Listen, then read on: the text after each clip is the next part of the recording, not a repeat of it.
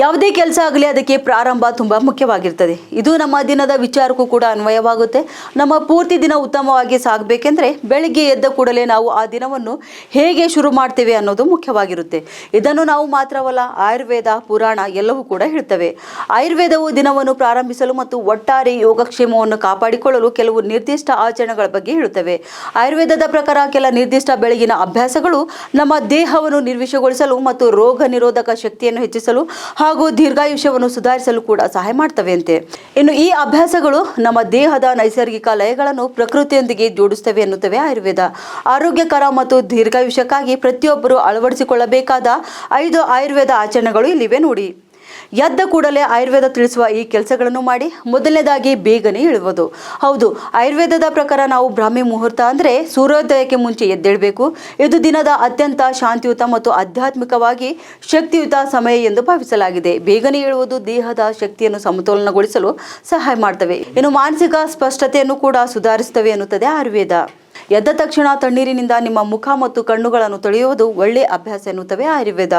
ಈ ರೂಢಿ ನಿಮ್ಮ ಇಂದ್ರಿಯಗಳನ್ನು ಪುನರುಜ್ಜೀವನಗೊಳಿಸಲು, ದೃಷ್ಟಿ ಸುಧಾರಿಸಲು ಮತ್ತು ಶುಷ್ಕತೆ ಅಥವಾ ಅಸ್ವಸ್ಥತೆಯನ್ನು ತಪ್ಪಿಸಲು ಸಹಾಯ ಮಾಡುತ್ತದೆ.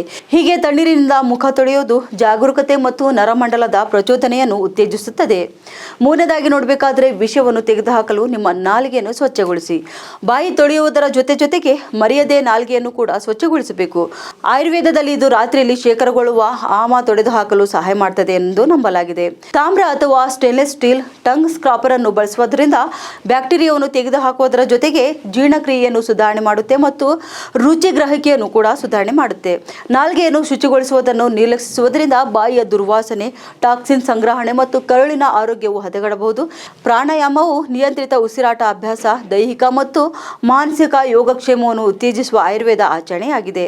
ಅನುಲೋಮ ವಿಲೋಮನಂತಹ ಆಳವಾದ ಉಸಿರಾಟ ವ್ಯಾಯಾಮಗಳೊಂದಿಗೆ ದಿನವನ್ನು ಪ್ರಾರಂಭಿಸುವುದು ಮೆದುಳಿಗೆ ಆಮ್ಲಜನಕವನ್ನು ನೀಡುತ್ತದೆ. ಅಷ್ಟೇ ಅಲ್ಲದೆ ಶ್ವಾಸಕೋಶವನ್ನು ಕೂಡ ನಿರ್ವಿಷಗೊಳಿಸುತ್ತದೆ ಮತ್ತು ಒತ್ತಡವನ್ನು ಕಡಿಮೆ ಮಾಡುತ್ತದೆ.